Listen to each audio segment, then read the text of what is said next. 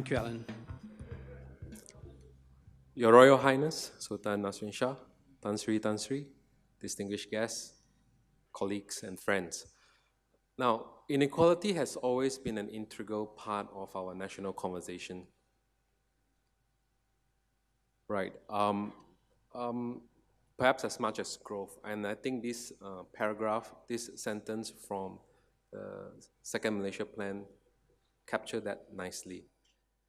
In fact, this year marks the 45th year in which our Department of Statistics began collecting detailed data on household income distribution, right, in conjunction with the Second Malaysian Plan.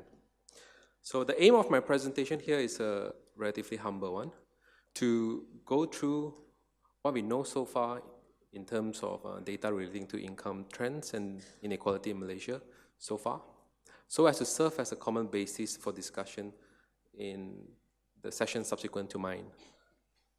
My second aim is to keep you awake. So the Gini coefficient in 1970 was 0.513 in Malaysia. And the average T top 20 household is 10 times, about 10 times richer than those in the bottom 40. Last year, the number is 0.399, Gini coefficient. And the top 20 is now slightly more than 5 times richer than that of the bottom 40. Now this is the Gini coefficient, that's a decline of 12 percentage points. If we consider the proposal, the rule of thumb proposed by this late Sir Atkinson of what can be considered to be salient when it comes to changes in a Gini coefficient of about 3 percentage points, this is about 4 times that. So clearly our Gini coefficient has declined quite a bit. So the plan here is to tell you the story of what happened between then and now. And I'll do that in 3 parts. The first part is the long view on the trends in income, household income in Malaysia. I'll focus on 3 dimensions, 2 spatial dimensions between states, and then the second spatial dimension is between rural and urban. And the last one is the vertical dimension of different income group, the top 20, middle 40, and the bottom 40. The next 2 parts, I'll be focusing a lot more on the recent decades, right? The second part, I will ask the question, can we improve the estimates of our official measurement of income inequality?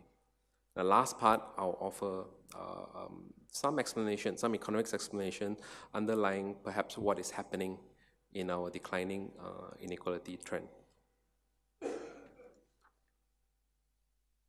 So the first one. But before I go even into the first part, let me give you the broad strokes of the contour of income inequality in Malaysia in 2 charts, right? So if you do not want to remember anything but just 2 things, this will be the next 2 charts to remember in Malaysia. So the dark blue line is the Gini coefficient from 1970 to 2016. You can see that starting from the mid-70s to the mid-80s, there was a declining trend in income inequality. Then it remained flat for about 1.5 decades, and then it resumed to decline beginning in the early 2000s. The orange bar, so that's the median income, household income, is currently at about 5,228. Adjusted for inflation, the same level, so same median household income is about 819 in 1970. So this is the second slide, right? I think it's very important to appreciate the broad stroke of the contour of income inequality in Malaysia. The thing is, Gini coefficient is a single number summarizing the entire distribution of income, right? So inevitably, when you do that, you miss out some important information. Sometimes it's also crucial to look at what is happening at the top end and the bottom end of the income distribution. So this is precisely what this chart is trying to do. On the vertical axis, we have the income that goes to the top 10% of Malaysian household. The horizontal axis, on the other hand, is the relative poverty rate. That is the proportion of household earning less than 60% of median income. So on the right top right side, that would be where you have high top income shares and high relative poverty. At the bottom left is where you would have lower relative poverty and lower top income share. So between the mid-80s to the early 2000s, we have seen that we have made progress in reducing relative poverty. But the top income share remained relatively the same at about 35 to 40% of all total household income. But since the 2000s, both have declined, relative poverty as well as the top income share. I'd just like to add that this chart would not have been possible a month ago. The only reason why we could actually analyze this is because EPU has released additional data on household income, starting all the way from 1970 to now. So data is very important, and we watch it like hawk just so that we can actually understand the situation better for Malaysian households. Okay, states. So if you can see on the left-hand side chart, all the dots are actually mean household income for different states. So for the ease of analysis, we can actually group these states into 3 groups. The first group, Selangor, KL, and Putrajaya, is on average about 40%. That mean household income is about 40% higher than that of national average. Then the second group, Penang, Johor, Malacca, and Negeri Sembilan, that's about the same level as the national average. And then all other states is in group 3, which is about 30% that are lower than that of a national average. And if you see how it has changed over the years, more or less, if you look at the cumulative change in household income compared to 1970 to now, the change has been relatively the same. So there's really no, by and large, no material convergence between the states. The right-hand side chart, I think show that a bit clearer in the sense that the blue line is the mean income of those in the group 2 states as a proportion of those in the group 1 state. So if you are in Penang, for example, on average you are earning about 60 to 70% that of in group 1, Selangor, KL, and Putrajaya. The same thing with the group 3 states, it's about 50%.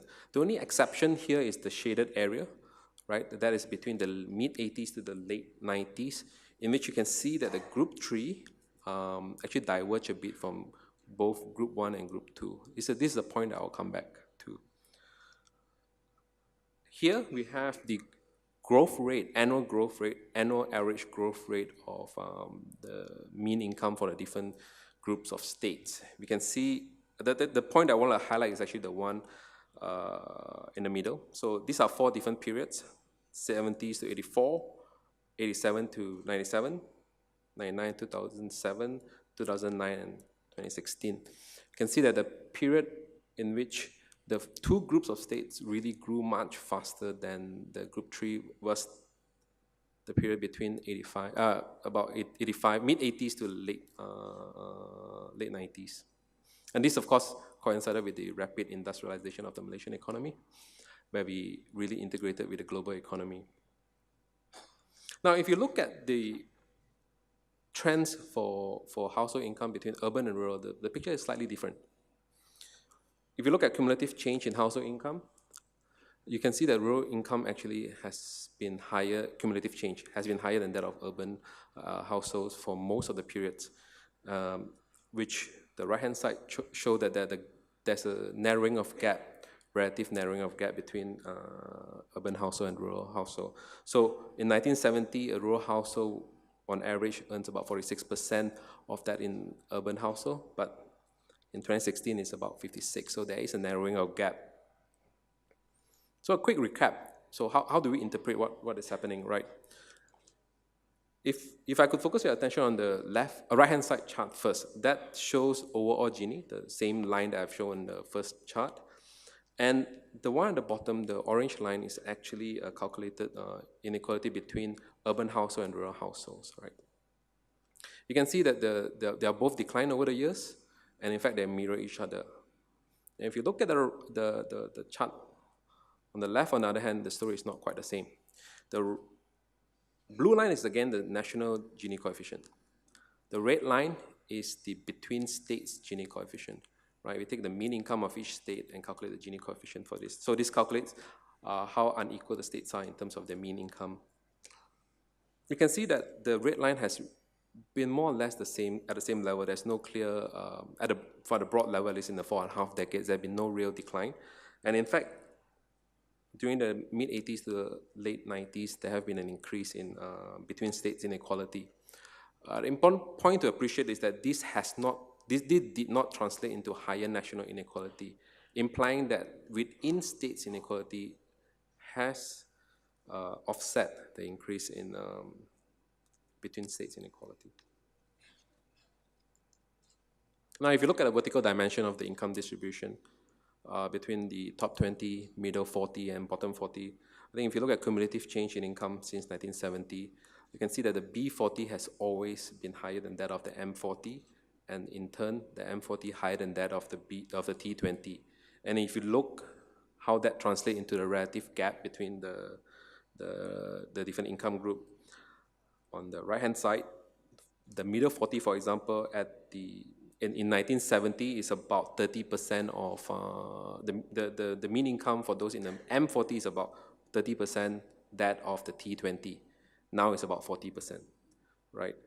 And for the bottom 40, it was about 10% of the T20 mean income in 1970. Now it's about 18%, close to 20%. So clearly there's a narrowing of relative gap among different income groups. And we can see it from here. So this is actually, again, the annual average growth rate of the mean income by the different income groups for the 4 different periods. Again, for 3 of the periods, you can see that the bottom 40 income growth was higher than that of the middle 40, and in turn, middle 40 higher than that of the T20, with one exception, mid-80s to late 90s, in which the trend was the reverse. T20 income grew the fastest. So, just a quick recap, I think, to highlight 3 points back to this chart. I think 3 points here really. That one is that our growth broadly for the last 4.5 decades have been inclusive in nature, right? With the bottom income actually performing relatively better. Another point to highlight is actually the fact that if you notice the chart that I actually showed earlier on the gap between states income, right? For example, the group 1 and group 3 income, the gap is about 50%, right? And the urban rural, again, is about half, 50% of the gap. But if you look at the differences between the B40 and the T20, although it has narrowed, the gap is about 80%, right? So what this implies is that inequality of household in Malaysia is defined less so by the spatial dimension of where we are from, but more of the socio-economic class we are in. I think another crucial point to highlight is that the point that Arjun brought up, and I think also Ken, is that what we are looking at here, economists tend to look at relative gap, right? The gap has narrowed from 10% for the B40 to 20% now, and so on and so forth. But the absolute, the gap might have narrowed in a relative term, but on an absolute term, the fact that our income has grown about 6 times during the same time period implies that absolute gap has actually increased.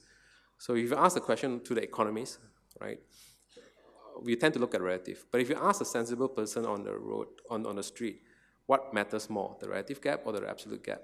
Then perhaps that could actually provide a sense of appreciation of why people might not feel that situation is getting better in terms of income inequality.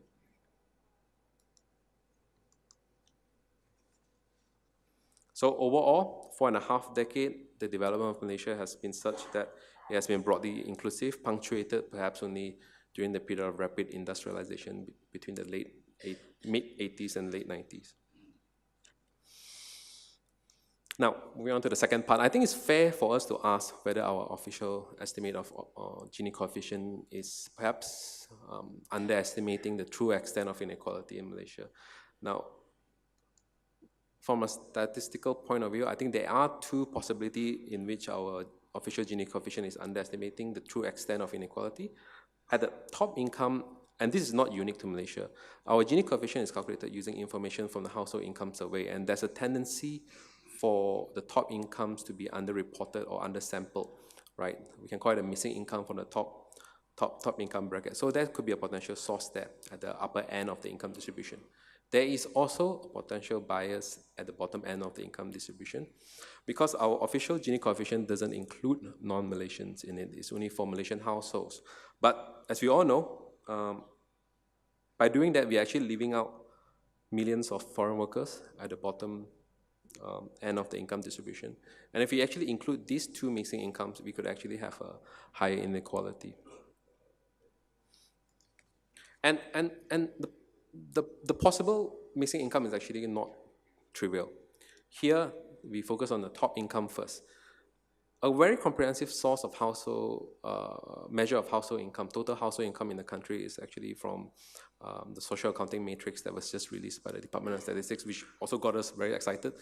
Being a researcher, we get very excited when data get released. So from that, we can infer that the total household of Malaysia, the sum of all household income is about more than 600 billion, right? That is from the social accounting matrix. But if you look at the household income survey, the total income for all households is only about slightly below 500 billion. That is a gap of a missing income of about 113 billion. It's not trivial by any means. It's equivalent to giving every single household in Malaysia 15,000 ringgit. So I think that's quite a lot. So if we can actually impute this into our Gini coefficient, that would be very meaningful. But unfortunately, the SAM, the social accounting matrix, is only available for the year 2014. So perhaps later on in the future, there'll be more that will be released. More conventionally in the literature, on the literature tend to look at the gap between consumption from national accounts, where our GDP number come from, and then to look at it, the difference between the consumption from the national account and the household income surveys, total income. Again, that gap is also not trivial. So the blue bar on the right-hand side chart is actually the consumption from national accounts. It's actually higher than the household income, total household income. And this is actually a regular empirical observation throughout many countries. The gap is about 56 billion, about half that of what we observe for the difference between the SAM and the household income survey. Again, sizable. And the bottom incomes is also not trivial, right? So I think it's important to remind ourselves that almost half of all the workforce in Malaysia with primary education and no formal education are actually foreigners. And if you actually take the income, estimate the possible total income of this group, it's, for example, in 2016, it's almost close to 40 billion ringgit, right? So that's what we did. So we took the missing income from the top income, put it in the top decile. We take the missing income from foreigners and then put it in the bottom two deciles. And we recalculated the Gini coefficient. What we found is that the Gini coefficient is now higher by about 4 percentage points, right? Adjusting, and primarily because of the missing top income. But I think it's important to highlight that although the estimated Gini coefficient is now higher by about 4 percentage points, so the degree of inequality is actually higher than we expected. It's about the same level as we thought we had in the 80s, right? But the trend of declining inequality remains. You can see that in 2012, 2014, and 2016, it has been declining, even though the level is now higher. And the interesting thing about this exercise is that you can also calculate the share of income that goes to the top 1% and the top 0.1% of the Malaysian household. So you can see declining trend again, the share of income that goes to the top 1% and top 0.1%. The top 1% in Malaysia has a share of about 12% of total income in Malaysia. And just for fun, I thought I would just ask this crowd, do you think you are in the top 10, top 1, or top 0.1% of all Malaysian households? In 2016, if your household income, that is yours, including anyone else in your household that earns income, is above 13,000 per month, then you are in the top 10%, right? Estimate, around roughly. Top 1%, the household income would have to be about 43,000. Top 0.1%, your monthly income would have to be 140,000. So I see a lot of shifty eyes. Right. Okay, let's move to the last part. think I have a bit of time, so maybe I'll spend a bit more time on this. I think it's very important for us to recognize, like the previous session, the Gini coefficient is merely a measure of inequality. Inequality itself is not a process. It's more of a consequence and an outcome of an underlying economic process, economic or otherwise, right? So what could have contributed to this trend that we are seeing, declining inequality in Malaysia? One way to look at that is to look at changes in labor income share. Now, labor income share is the share of the national income that goes to labor rather than capital, right? In the most simplest term. And because the concentration of income in labor is less compared to that of capital, if there is an increase in labor income share, very likely you see declining inequality. It's not necessary, but it's very likely. And this is what we have observed as well since 2005 when the data is made available by the Department of Statistics. And we have seen that, so the orange line is the Gini coefficient, the inequality has been declining, we have seen that. But the labor income share has been increasing. Now this is slightly different from the labor income share that is published by the Department of Statistics because we include self-employment as well.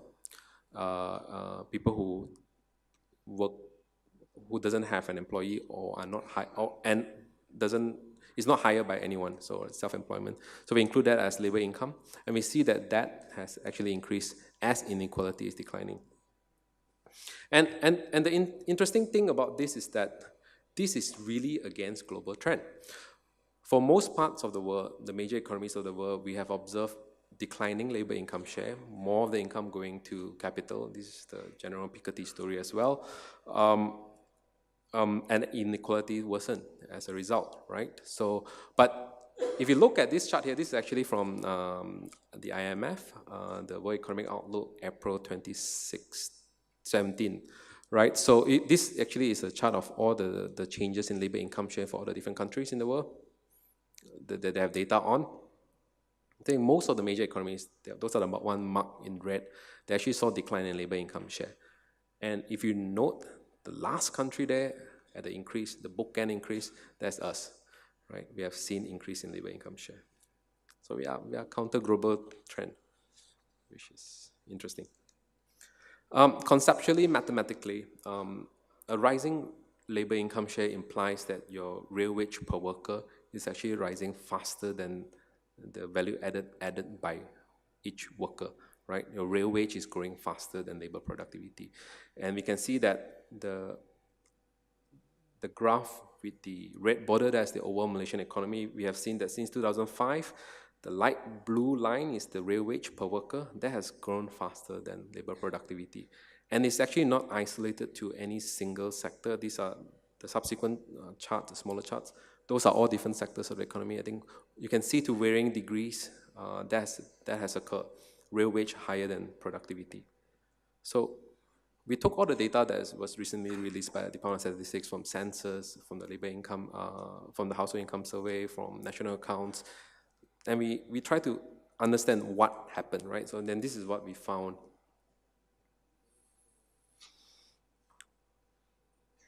From the period between 2005 to 2016, about slightly more than 20% of the increase in the labor income share was due to the rise of independent work, the rise of self-employment. And this increase in self-employment has a very important urban and gender dimension to it. More than 100% of the net increase in self-employment comes from the urban area. More than 100% because there has been a decline in rural area in terms of self-employment. And more importantly, 80% of the increase in self-employment comes from women entering the labor force. Right, I think these two facts alone deserve an entire session for us to explore in greater depth. And that explains about 23% of the change in the labor income share over the period between 2005 and 2016. The next is actually a structural change in our economy. About 30% of that can be explained by the fact that there are now the share of sector with higher labor income share is now bigger in the economy.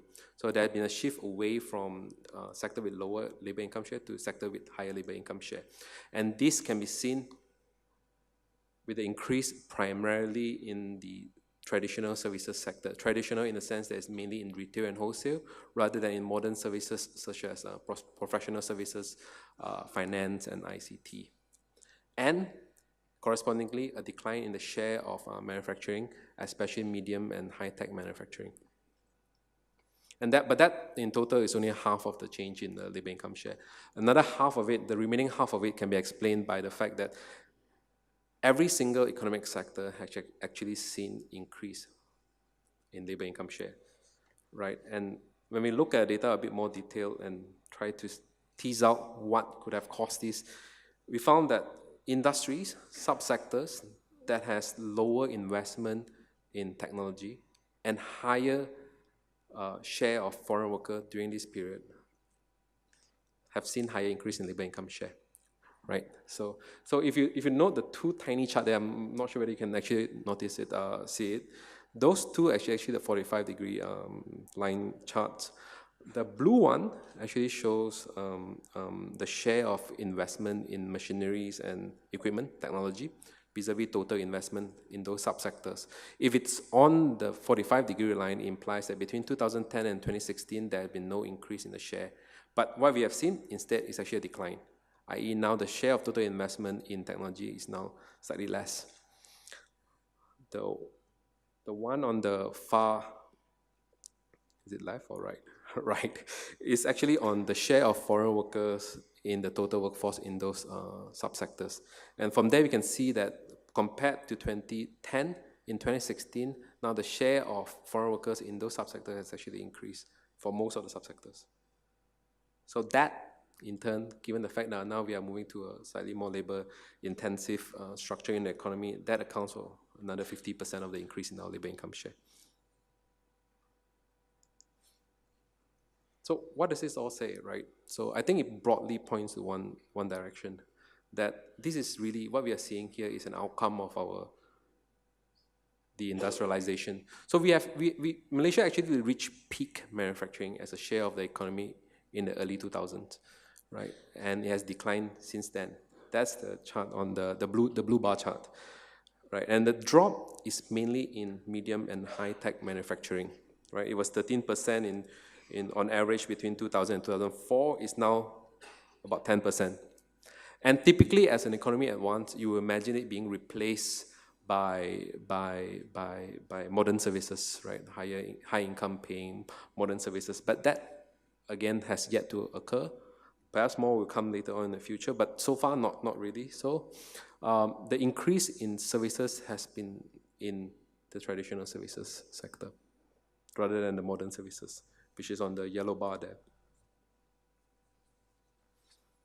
So, is this all good, right? Inequality is better now, right? So the outcome of the industrialization is such that now we are shifting towards a structure. Now these are still can be proven wrong with more data make available for us researchers to play with. But so far, what we have noticed is that we are shifting towards a production structure that is more labor intensive, that's relying more on semi and low skill workers rather than technology.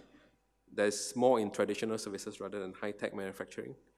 And I didn't show it here, but in our research as well, it's actually more in smaller firms rather than larger enterprises, right? And the outcome is that growth has been more inclusive.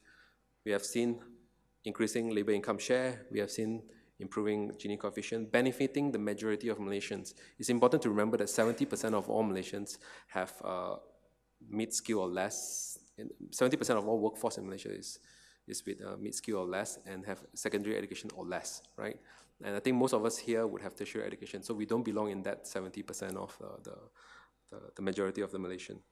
But at the same time, we also witnessed relative slowing of aggregate productivity growth and a relative lack in investment in technology. So I'll end my presentation here with this question. Is the development that has occurred in the last decade unequivocally good for the nation?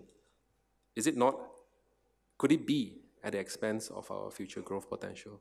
So with that, thank you. Thank you very much, Alan.